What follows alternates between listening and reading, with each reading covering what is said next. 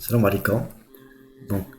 Pour le deuxième semestre, comme vous le savez, vous allez découvrir le système SAS, Statistical Analysis System, et vous allez découvrir les points suivants. Le- L'étape data, tout ce qui est préparation des données, l'étape proc, un langage IML qui vous permet de manipuler les matrices, et enfin, le macro-langage SAS. Si vous allez travailler avec la version disponible au niveau des salles machines, on se retrouve avec une version 9.1 datée de l'année universitaire 2002-2003. Et il s'agit d'une fenêtre Windows classique dans laquelle, au niveau de cette partie-là, vous avez les différentes barres de titre, barre de menu et la barre d'outils qui contient toutes les opérations que vous pouvez faire avec. Et dans la partie à gauche que vous avez ici, il y a deux modes d'affichage qui est l'explorateur qui vous permet de naviguer vers les différentes bibliothèques, il y a aussi fichiers, les dossiers favoris, l'ordinateur, etc. Et bien entendu, par la suite, vous allez découvrir que chaque table que vous allez créer sera orientée automatiquement vers une bibliothèque qui s'appelle Work. Et à chaque fois que vous allez réaliser aussi un traitement, vous allez récupérer les résultats au niveau d'une autre fenêtre euh, intitulée résultats. De l'autre côté, vous avez une autre fenêtre journal dans laquelle tout ce que vous allez réaliser dès le démarrage du système SAS sera affiché au niveau de ce journal-là. Bien sûr, cette fenêtre est très importante, notamment après avoir écrit un code et effectuer le traitement qui est prévu par ce code-là. S'il y a des erreurs, elles seront mentionnées ici. Ce qu'il faut noter ici, c'est que si vous avez un affichage en bleu, il s'agit juste des indications et il n'y a pas de problème. Mais s'il y a des erreurs, elles seront affichées en rouge. Et notre fenêtre, c'est la fenêtre éditeur et c'est là que vous allez écrire votre code. Tout ce que vous allez faire, que ce soit dans l'étape data ou dans l'étape proc. Et notre fenêtre, c'est la fenêtre de sortie. Donc, s'il y a un affichage que vous voulez afficher, le contenu d'une table, le résultat d'une analyse, etc., le résultat sera affiché au niveau de notre fenêtre sortie. Pour commencer à travailler, considérons le code suivant. Donc, au niveau de la fenêtre éditeur, on vient d'utiliser l'étape data. Et avec l'étape data, nous allons manipuler des données. Donc, les données que je vais manipuler, c'est une table main. Cette ligne-là, elle nous permet de créer une table SAS qui ne contient rien, ni variable, ni observation, ni colonne, ni ligne. Et tout ce qui vient après, c'est le commande de la création de la table en cours. Donc on vient de mettre x égale à 1 pour dire que la table que vous allez créer, elle contient une seule colonne qui est intitulée x et elle a une valeur de 1. Le code suivant, cette partie-là, il s'agit de l'étape proc, donc c'est un traitement que vous allez réaliser. Ce traitement est nommé print et qui vous permet d'afficher quelque chose. Qu'est-ce que je vais afficher? Je vais afficher le contenu d'une table SAS. Le fait d'exécuter ce code-là, vous aurez au niveau de la fenêtre normale, le code qu'on vient d'écrire au niveau de l'éditeur est découpé en deux parties différentes. Tout simplement parce que les deux traitements sont indépendants. Celui-là qui me permet de créer une table et celui-là qui me permet d'afficher le contenu d'une table. Et d'après les indications que vous avez ici, il nous dit qu'il y a un petit problème ici, rn point, qu'il y a un problème.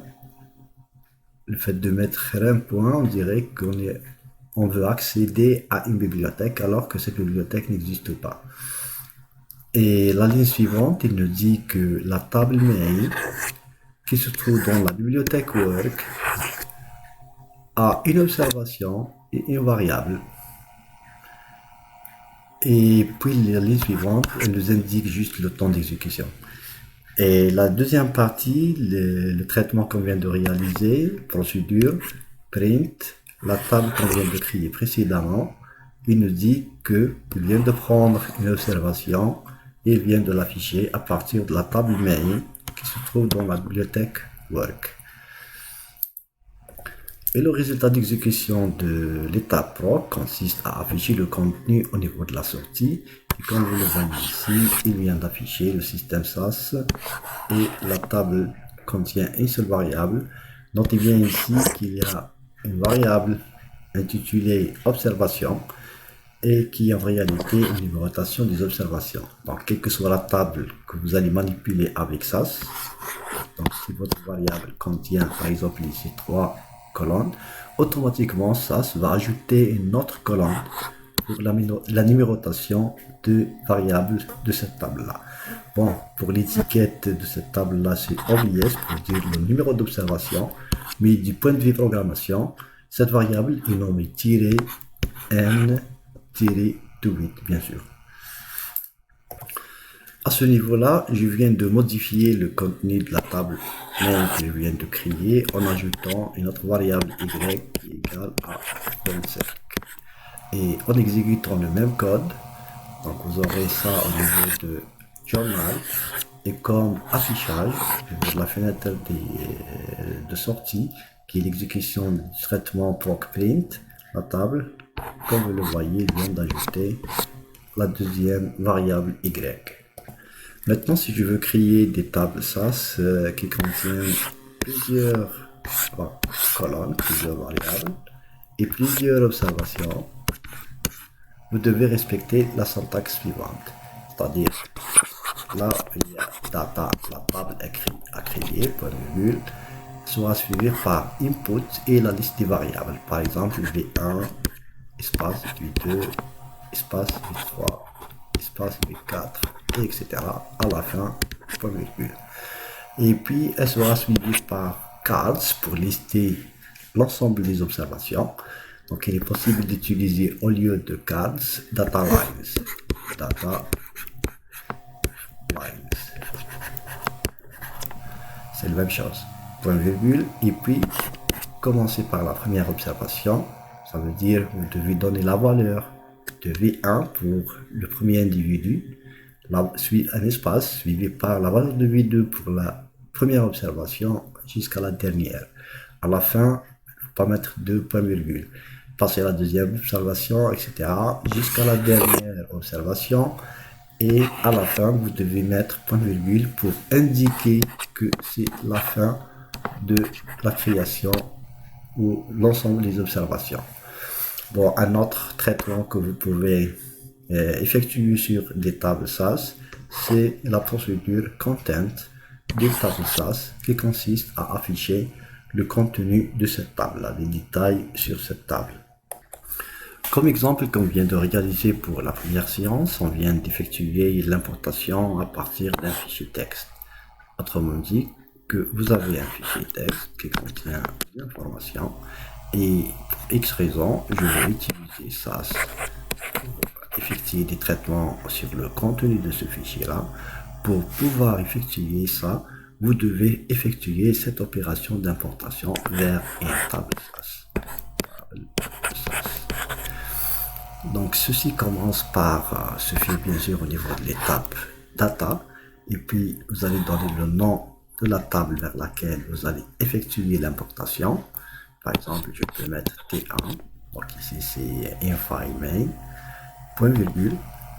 Par la suite, vous devez indiquer que la table SAS, donc avec cette ligne-là, vous aurez une table, mais elle est vide, elle sera nommée T1, mais grâce à infile, il va après avoir spécifié l'emplacement du fichier et le nom du fichier, il va charger le contenu de ce fichier au niveau de la table SAS. Ici, on vient d'indiquer le nom et l'emplacement du fichier, à partir duquel je vais faire l'importation. Et ça, c'est les options d'importation. Donc, LRECL, vient de mettre 100, et qui représente la longueur maximale d'un enregistrement logique pendant l'importation. Et puis DLM, c'est pour indiquer les informations au niveau de notre fichier texte et sont séparées par quoi. Donc, pour notre fichier, il est séparé par un espace. Et pour notre fichier aussi, la première ligne de notre fichier, elle contient les noms des variables. Et donc, la première observation, first observation, elle se trouve au niveau de la deuxième ligne dans le fichier. À ce niveau-là, vous devez mettre point virgule. Et par la suite, la première colonne qui se trouve dans notre fichier texte, elle sera chargée dans quelle variable? Elle sera chargée dans une variable, par exemple x1. La deuxième colonne qui se trouve dans le deuxième fichier, dans notre fichier, elle sera chargée dans la variable x2 et la colonne suivante dans le fichier texte, elle sera chargée dans x3. Et vous pouvez mettre point virgule, ce point virgule là, vous pouvez le mettre ici, pas de problème.